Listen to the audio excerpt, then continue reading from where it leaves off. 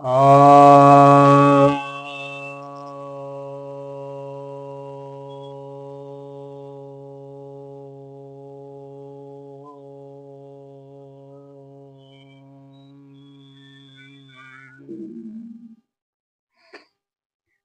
सभी भक्तजनों को सप्रेम नमन। अब तो आज आपकी जिज्ञासा का समाधान लेकर आया हूं।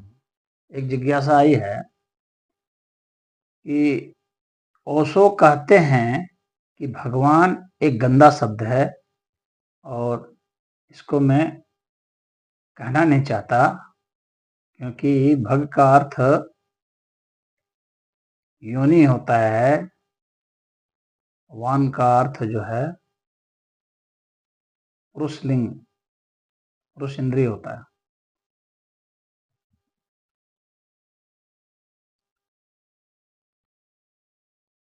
देखिए,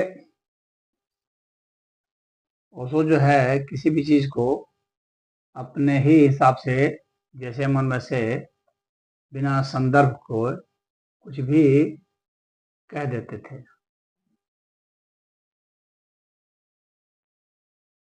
बुद्ध के लिए भी भगवान शब्द का प्रयोग किया गया, कृष्ण के लिए भी भगवान शब्द का प्रयोग किया गया, राम के लिए भी किया गया। इन सब से प्रभावित होकर के ओशो ने खुद अपने को पहले रजनीश कहते थे और भगवान रजनीश कहते थे। तो क्या वे भूल गए उस चीज को? अब जो है भग का अर्थ उन्होंने योनि लिया है, तो ठीक है, योनि भी एक अर्थ है। बहुत सारे अर्थ होते हैं भग के, तो बहुत सारे अर्थों में एक अर्थ योनि है। तकरीबन जो है 18-19 अर्थ होते हैं भग के, तो उसमें से एक अर्थ योनि भी है, तो आपने योनि ले लिया। भग का अर्थ तो आनंद भी होता है, ऐश्वर्य भी होता है, संपत्ति भी है, धन भी है, वैराग्य भी है, तो बहुत कीर्ति भी है, बहुत सारी चीजें हैं। आपको भक्त तो एक ईश्वर भी रहे हैं, मतलब कि देवता भी रहे हैं, तो वह भी होता है, मतलब आदित्यों में से एक जो है वो रहे हैं।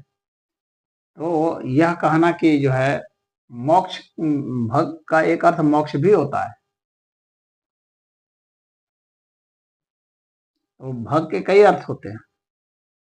सद्गुण में है, नैतिकता का भी अर्थ होता है, ज्ञान भी होता है।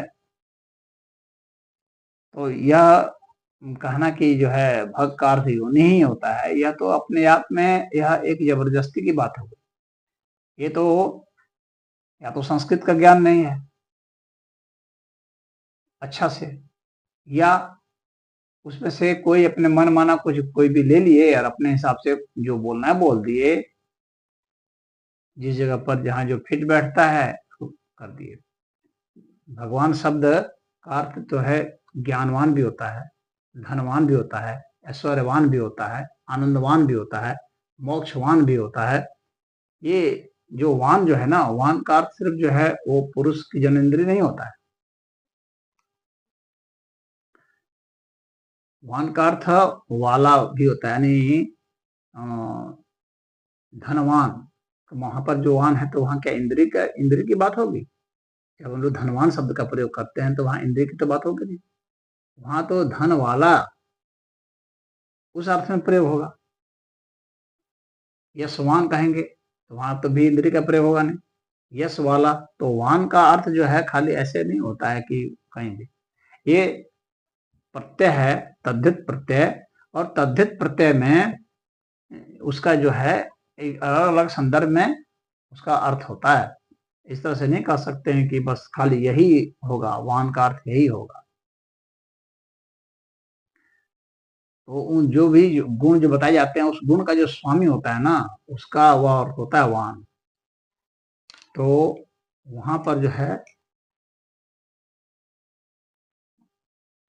हमें यह देखना पड़ेगा, जैसे ये भज धातु में घ्य प्रत्यय लग जाता है तब भग होता है।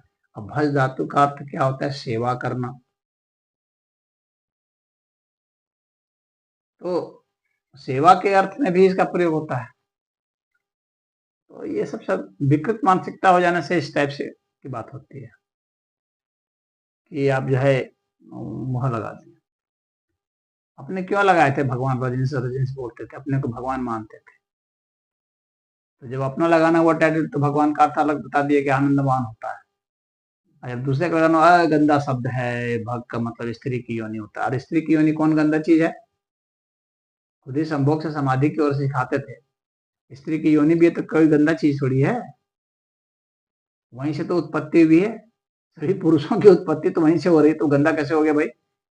जहां से उत्पत्ति हो रही है वो गंदा कैसे हो गया? तो किसी अर्थ में भी यह गंदा नहीं है। ये तो आप अपने व्यक्ति की अपनी सोच होती है कि सोच से वो कोई कह देता है। तो पर्याप्त जो है, जब भी बताना चाहिए तो ढंग से कायदे से बताना चाहिए। यह नहीं कि कहीं से एक निकाल लिए और अपने हिसाब से कहीं तर्क को तर्क बिठा करके बात को कह दिए। ये लफाजी इसको कहा जा सकता है और कुछ नहीं कहा जा सकता है। अरे ओ, और बाकी विशेष यह है तो आप लोग खुद संस्कृत में जाकर के देख लीजिए। यदि आपको भरोसा नहीं है कि मैं सही कह रहा हूं, तो खुद जाके देख लीजिए। खुद संस्कृत का व्याकरण देखिए, संस्कृत के शब्दकोश देखिए, और खुद बताइए, पता लगा लीजिए कि मैं सही कह रहा हूं या कौन सही कह रहा है।